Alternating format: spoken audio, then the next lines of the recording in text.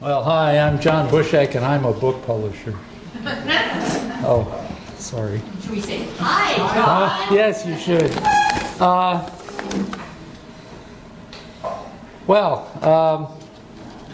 Good evening, and thanks for being here. Those of you who came voluntarily to hear this. How did I get involved with this book? That's an interesting question. I decided when somebody said I'd actually have to say something quickly, I went back to look and see what evidence there is about the history of this book, and I found an entry in Rob McLennan's blog. I always go to the blogosphere whenever I want to know anything. And I went to Rob McLennan's blog, an entry from April 2010, shortly after P.K. Page, in whose honor this anthology was put together, had passed away. And it pointed out how this book was tentatively accepted for publication by a press called Porcupine's Quill. You can see that I'm not Porcupine. Well, you can't see it. I'm not a porcupine, obviously. But in any event, it didn't get published by Porcupine's Quill, and it got published by me. And how that happened, I can't tell you, but its history must have been convoluted, because I was contacted by the editor, Jesse Ferguson, who used to be around Ottawa, asking if I would do it last year, and I did. And partly because I had published P.K. Page before, but that's a long story that we won't get into. I said, what am I going to say about glosas? And I turned to the blogosphere again, and I'm going to take the liberty of tying up a couple of minutes of your time by reading a little blog entry that I found that attempts to explain glosas. And this is from a blog written by somebody named James Harbeck, who I'm not familiar with. Anybody here know James Harbeck? And his blog is called Sesquiotica. And this is what he has to say about glosses. And I don't know that I agree with all of it, but it just struck me as interesting. Glosa.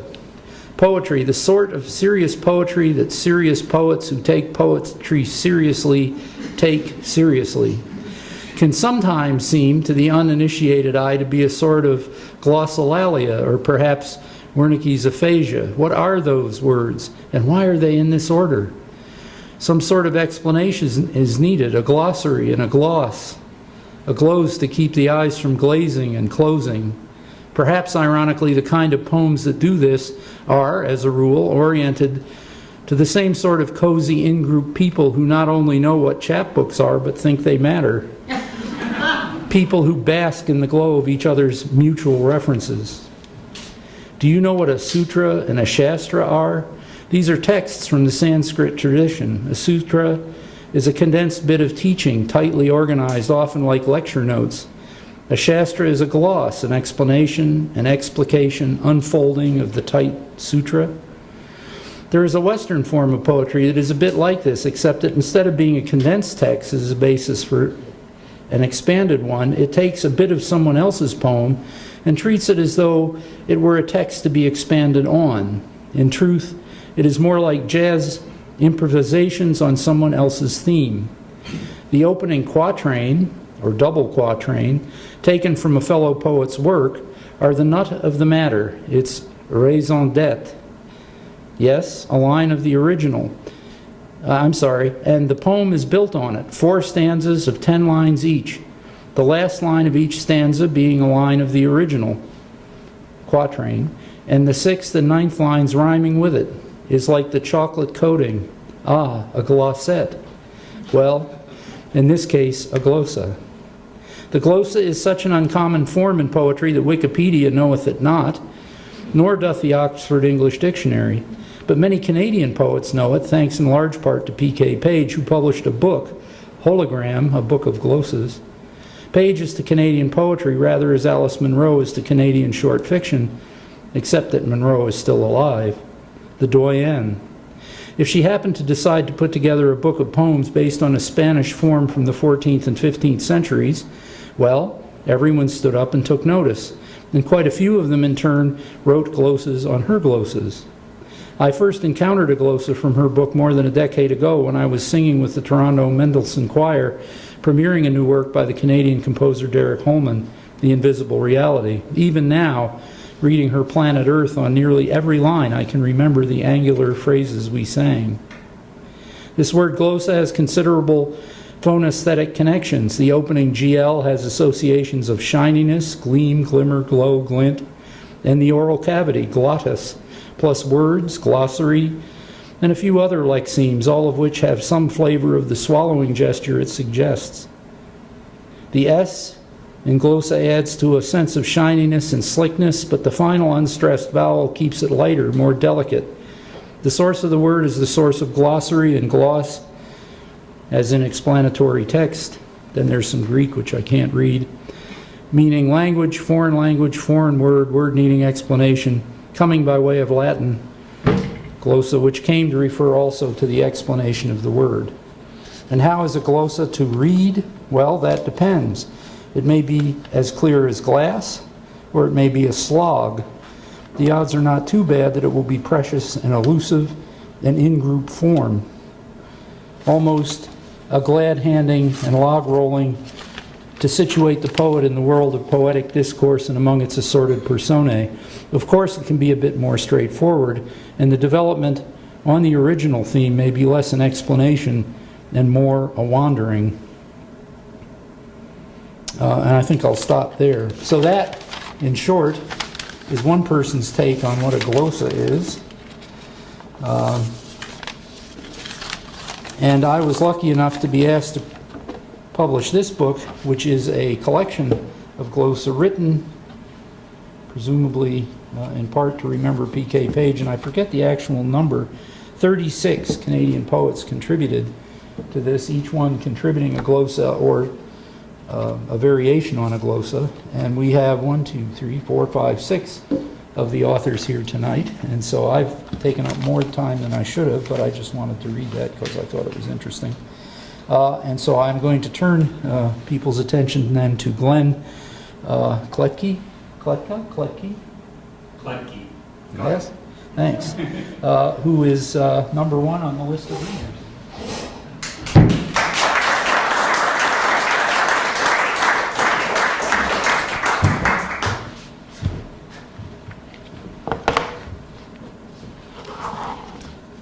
Good evening. First, I'd like to start off with thanking Jesse for his perseverance and his patience in putting this thing down the long road it took and getting it published for us. Secondly, to Tree, who gave us a chance to do a launch here today. And thirdly, to you people who are here to give the book a look and a listen. I find myself in a rather odd position. The letter K sits in the middle of the alphabet. It has never in my life got me to the front of the line like tonight. So it's really weird. Which of course means that what you're getting this evening is virtually a live performance of the second half of the book, rather than the first, which you can find yourself and look up and enjoy. My subject tonight is the marvelous and maddening city of Winnipeg. There's no place quite like it. Just last week, the weather department declared that, well, you all know what our winter was like, declared that Winnipeg had the worst winter of any city in Canada. Bone cold, knuckle breaking, freezing, horrible weather that is still persisting. Which explains basically why the natives of Winnipeg have this kind of ambiguous love-hate relationship with their city. And this goes for exiles too, for us who think we've kind of fled the place, but really it's kind of embedded in our memory. My poem tonight is a framed glosa, which is a variation of the regular form. Instead of taking the 4 lines from a borrowed quatrain, this kind of form takes 8. So what you do is use one quatrain as your closing set of lines and the other quatrain as your opening set, which then frames your glosa. It's a really tricky form to write because you're writing towards a concluding line from another author, but you're also pushing off at the top of the stanza with a line from that author also. So it's a tough mix, but it's a real challenge and fun to work through. Quatrains that I've chosen are from PK Page. The first one, dread the return which magnifies the want, wind in high places soaring round the heart, and carried like a starfish in a pail through dunes and fields and lonely mountain paths. It's from Summer Resort. That one captured me because the lines are kind of suggestive of space and moving in to something, and they were great kickoff lines for opening a stanza. Winnipeg, as you know, is pretty well the city in the middle of nowhere. You can't get to the place without going over vast kind of territory. The second quatrain is, on grass one drops the greenest feather, on the head of a blonde boy a yellow, the red feather on my heart falls plumb. Do not ask about the whitest feather. And the line that caught me there was the head of the blonde boy, a yellow, because of the golden boy in Winnipeg, which sits on the top of the legislature building and is a kind of, along with Portage in Maine, a kind of an icon of the city itself. Title, If From That Prairie City You Have Flown. Dread the return which magnifies the want. Spring and summer, dangerous times to reclaim a city. Crocus settlements in cemeteries, boxcar bark of railway yards, tadpole pools, elms with buds of emerald words, sparrow frenzy in the dust, born again back lanes, nights star-studded and dressed in blackest leather, June dusk and overflowing goblet of white wine, wide streets wild in their hunger to have you back, exiles foolish, ready to reel in their long tether. On grass one drops its greenest feather. Wind in high places roaring round the heart, as if there were perch or ledge in that city, a somewhere other than hotel top, tower, old dump, to lift you from that worn table that holds your life to a questionable heaven of whining mosquito choirs. Breaks rare from buzz or breeze or blast or bellow, the shaken tablecloth of parks, stages, pavilions, plates of onion domes, churches, kettle-lid legislatures, until a city drops its hat and twilights mellow on the head of a blonde boy, a yellow. And carried like a starfish in a pail, the umbrella you never could rescue in time, flooding waters that fill streets like memories, floodway to ditch and divert the nightmare noose, city water swept, time swept, ghost scrubbed, movie halls like lost toys, department stores crushed crumbs, intersections, walls, windows broken, dismantled, banished, every leaf, poplar, ash, alder, elm, gone, golden to brown, hurled from town by the mad whirl of a maple leaf hum. The red feather on my heart falls plumb. Through dunes and fields and lonely mountain paths, over Rockies, plains, Precambrian beds, and Manitoban lakes, exiles scramble a million times, convinced their return is only a matter of muddle to the middle. Finding the forks, the muddy, agitated rivers, at last shunted together. But what the winter tears from your possession, it keeps. A gingerbread city hall buried in blinding snow. Portage in Maine under blizzard babushka weather. Do not ask about the whitest feather. Thank you.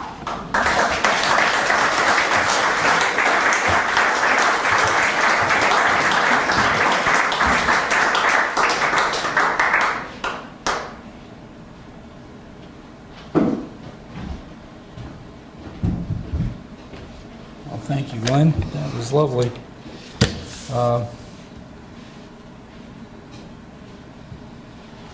Keeping with the sort of alphabetical progression, I'd like to next invite Jennifer Laundrie as opposed to Laundney.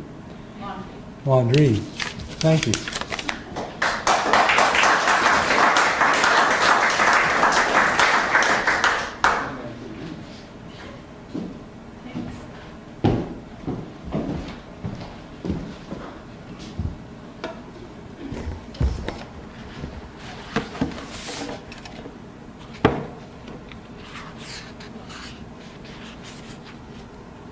Oh, sorry.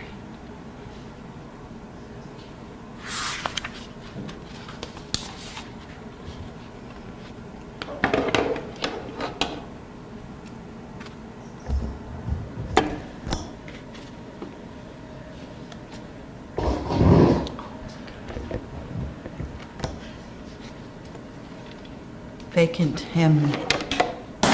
There goes my glasses.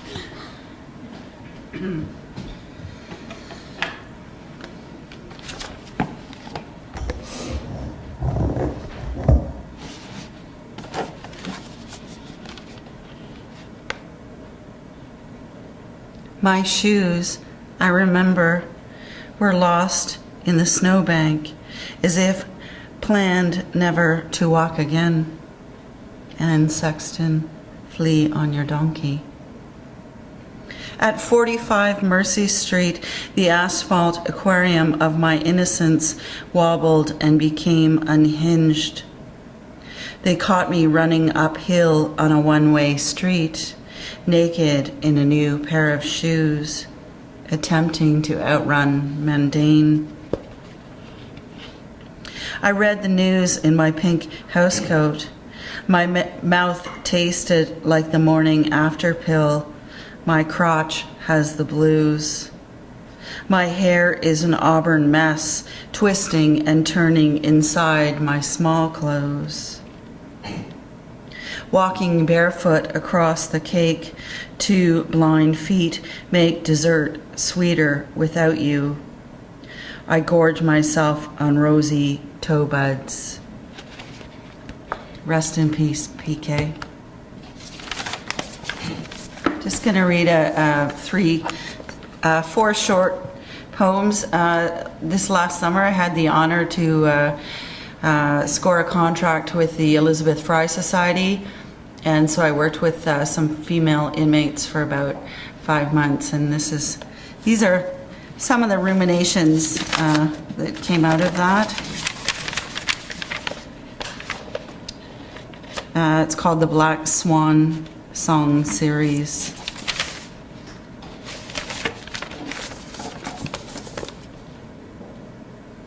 Fissure. This belonging does not, this arm is not owned. They, them, he, the little machinist who carried a tiny pump can of oil, yellow screwdriver. On the head, hammer collapsed. He, she mistook them, us, they. My hand held the hammer. Their arm held the hand to hammer, to arm, to knives, extension of self. My arm held the knife. knife plunged into her bulimic stomach.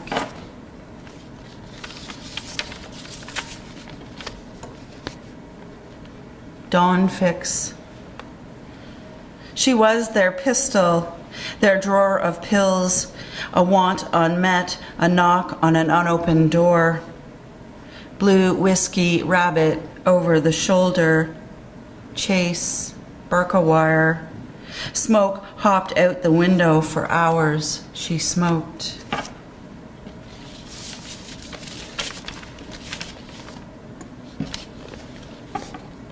Smooth ethics. No doctor, but a kindly blindfold. The whites of my eyes watch me. Remove limbs. Tight fold. Anesthetic, general, electric, all-purpose knife. Carve, slice, bolster, cushion. Namaste. Bone is bone is bone. Undone white ash. Riboflavin, milk, and honey.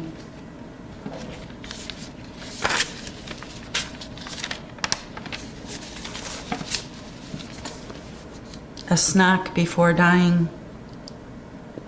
Smart is a disguise like an army recruited at the last rattle. Dig. Thin, thin, thin. White whisper. Plywood, coffin. Hands swept into winter. They all fell down on a Monday. Persuasions, push. And last poem. Dark foot, an impression of death. A blink of light to interrupt an anchor unforeseen. Down at the purple water she swam, arms bent past hello. Next time I will die better. Weight around the neck, a soft cushion, noetic cage to crush the skyline. That moment of grief, the long broken days, the blood of a red horse. Next time I will kill better. And the richness of us will never be found. Thank you.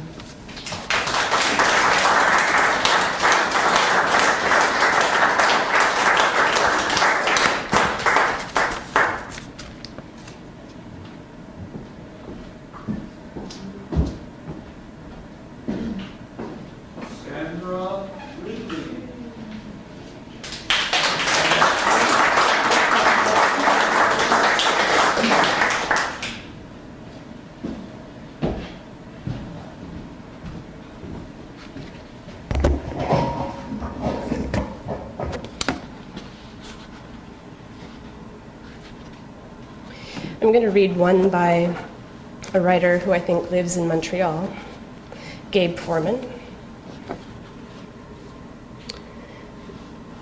He puts Piquet's lines at the end of his poem, so I'll just read it as he has it. Is that working okay? I can't really tell. Yeah. Recital.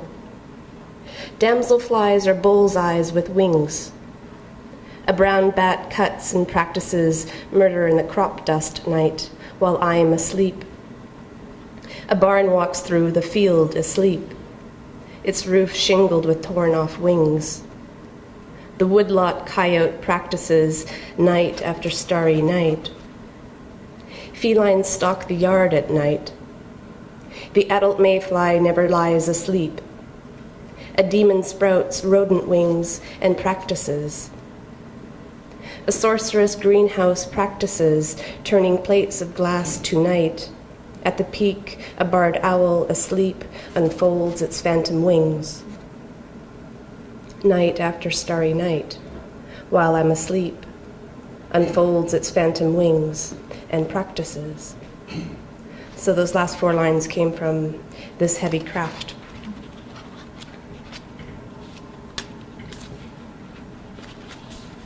And mine.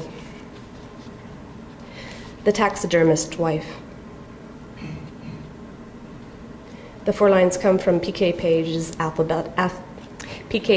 alphabetical. I once was caught in its slipstream, and like dust, in a ray of sunlight, everything shone. The taxidermist's wife. I plead, I faltered, for a more luminous version, albeit I have a certain lack, my body angled to the light in the mirror. For you, I fetched a violet, the color of a hand-painted iris, sclera with a faint blue seam. You slipped a cruel knot, laced artifice, and a lurid grace unsheened. I once was caught in its slipstream. A sinuous shadow frets, trestled in a deer skull, as your lancet is set deep into my blanched cleft, and with thread you buttonhole my glass eye, and rough ink a sketch treacherous. A thin clipping of newsprint unpinned from a back room wall, falling traceless and like dust. Unshrouded, my wire body with a hollow likeness and scars cured with wax. Your possession rendered apocryphal. I dreamt a ribbon unraveled the gentle butcher, his hip against my hip, his wet tongue to dry lip and hand shied despite a wild song he sang me from sleepless, poet lulled. I, for one, never believed in anything except when held tight in a ray of sunlight. And after the blind evisceration, you want to know if it hurt. Your onslaught of unholy vitriol and no sorrow quick given or safe kept. My grief pinioned by transcendent tenderness. Before the butcher's pleasure was skinned from my bone, everything shone. I was once caught in its slipstream, and like dust, in a ray of sunlight, everything shone. Thanks.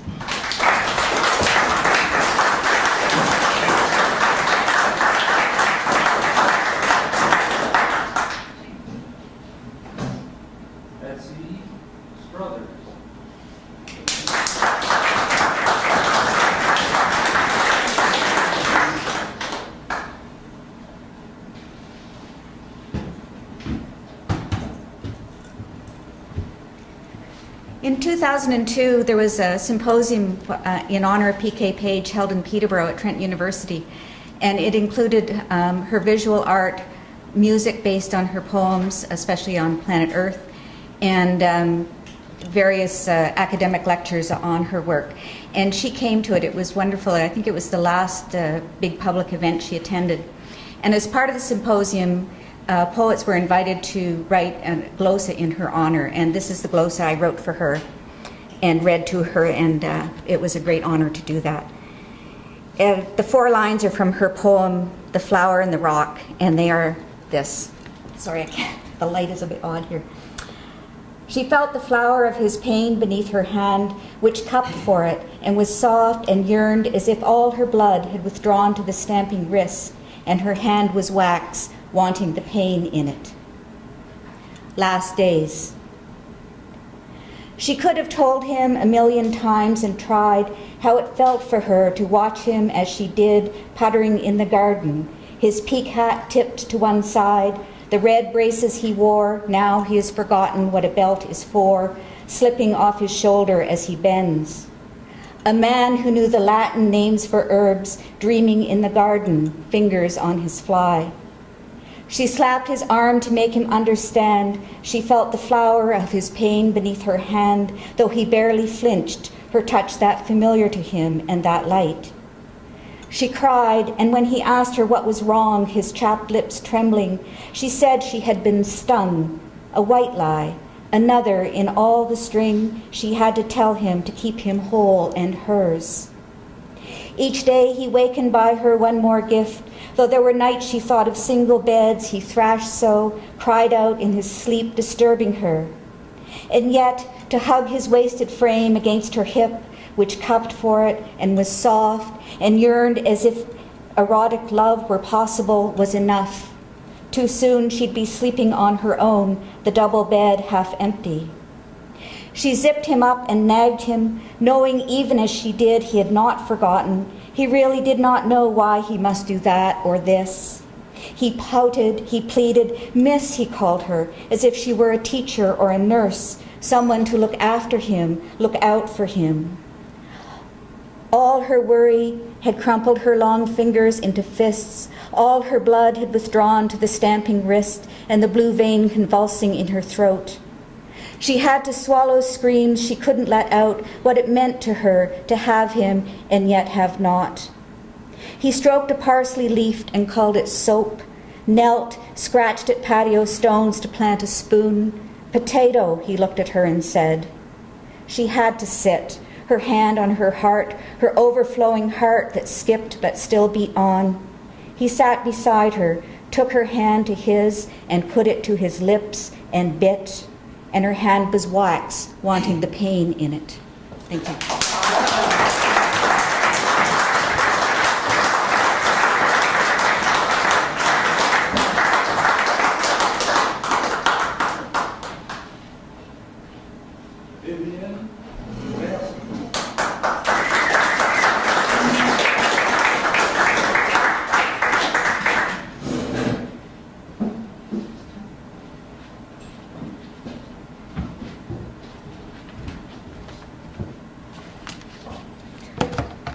Okay, so I took this quatrain from Seamus Heaney, who wrote a series of wonderful poems about the bog people. So this is from Heaney's Bog Queen. My body was braille for the creeping influences. Dawn suns groped over my head and cooled at my feet. And I've woven that into The Bog Queen and Tall and Man Might Be Lovers. The bog queen and tall and man might be lovers, who grope unseen in flesh-revering mud. The spongy soil anoints and cures their skin to leather hide. They sink and seek the peat for grass, flecks of phosphorus for stars. The guy described the hook. Its tail split the chrome-white sun gleaming along the line, as each was flushed to shore in seaweed shrouds. I could not read his thoughts when we saw a trace of kale. My body was braille for all that moved around the bog. My lover was different here. He covered my wrist and led me to a mossy rock, offered marsh marigolds for gifts, lemon amber buttercups that eased the dankness, lit around the bog like lanterns or bright gold coins.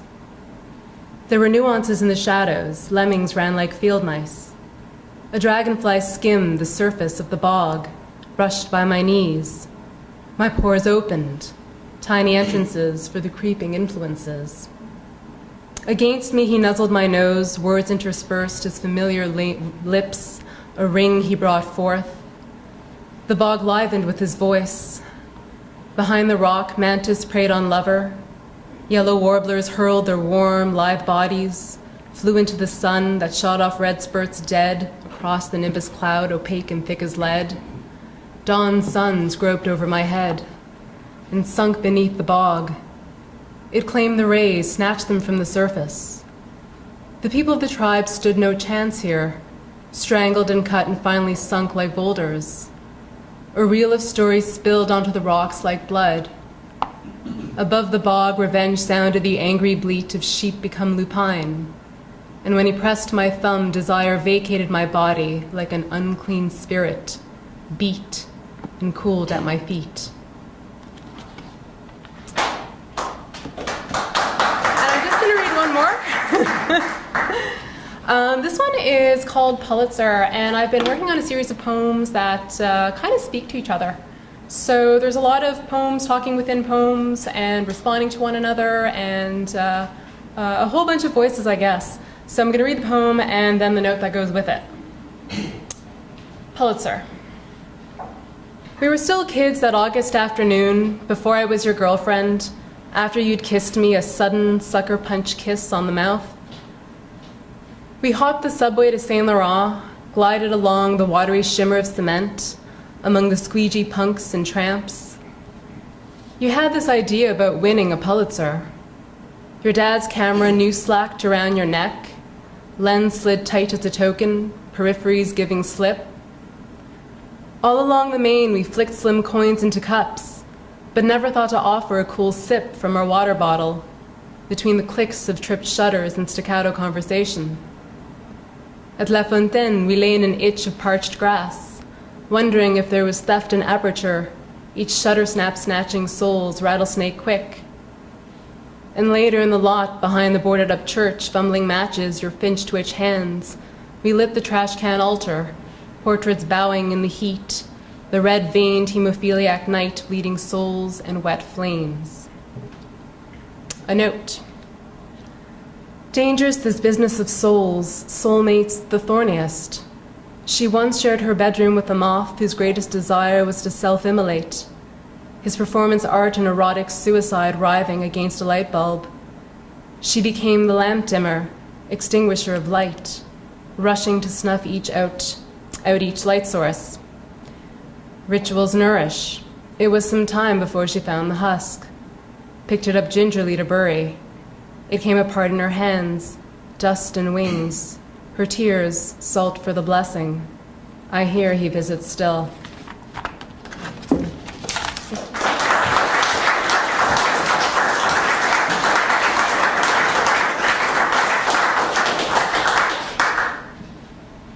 Margaret Paula Zielinski.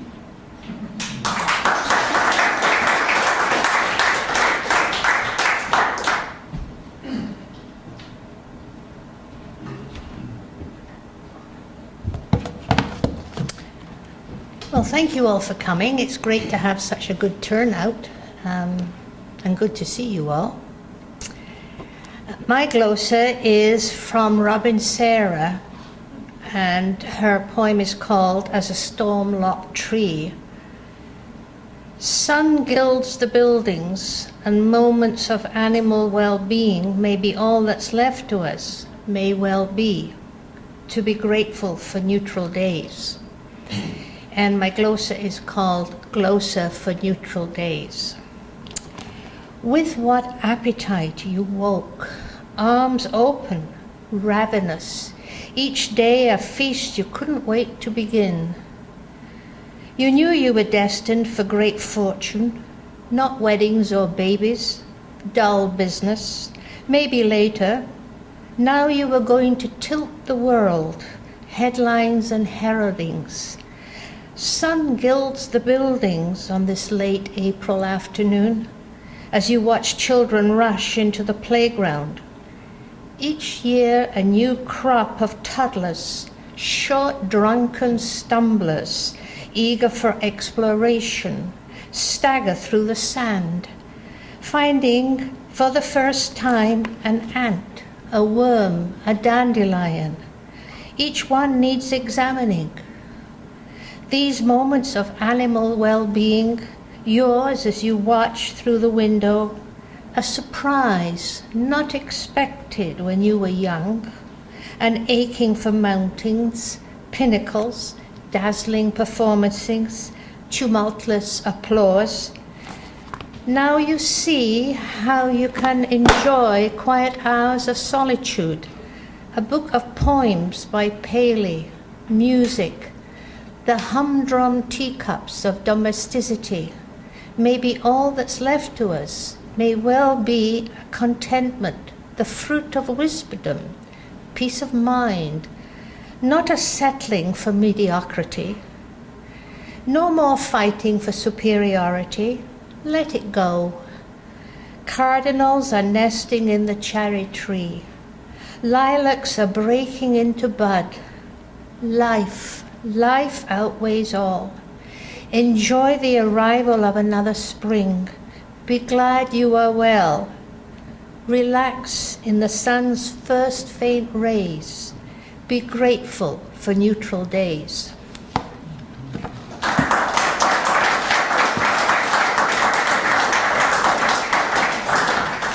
And to end with, I thought I'd read another glosa, this time to show you, perhaps, which you probably know, that not all glosas are serious.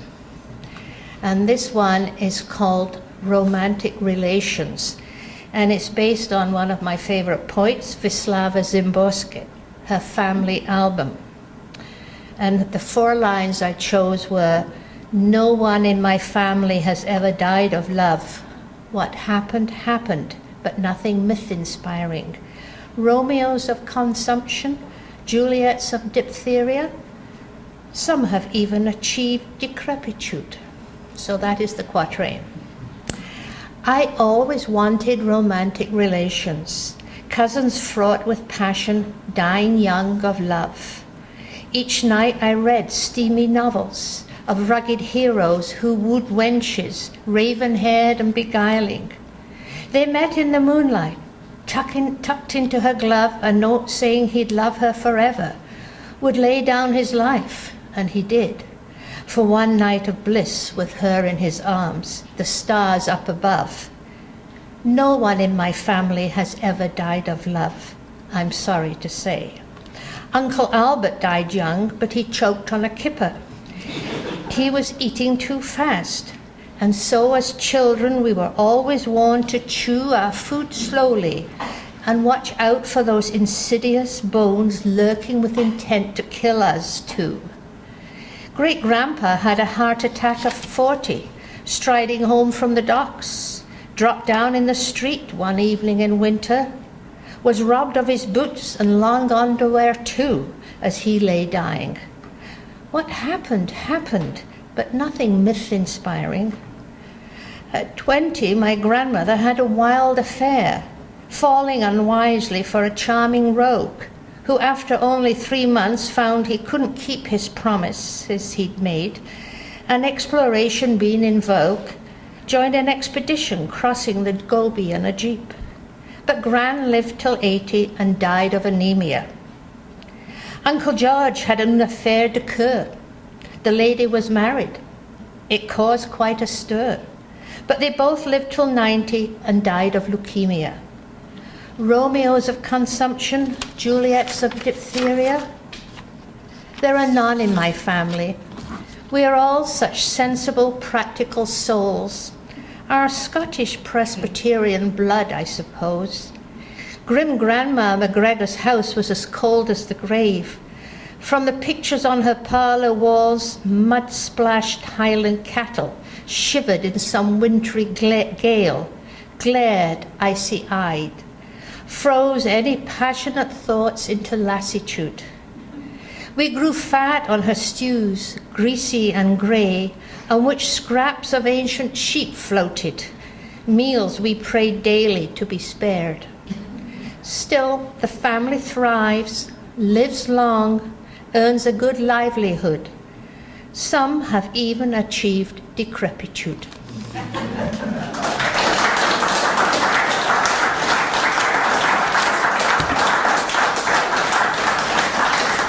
Well, thank you, and we'll now have a break. Please enjoy the bar, and the hat will be passed by Colin in a minute, and we'll return in 10 minutes, and we'll have the rest of the evening will be the open set. The sheets are on the table if you haven't already signed up.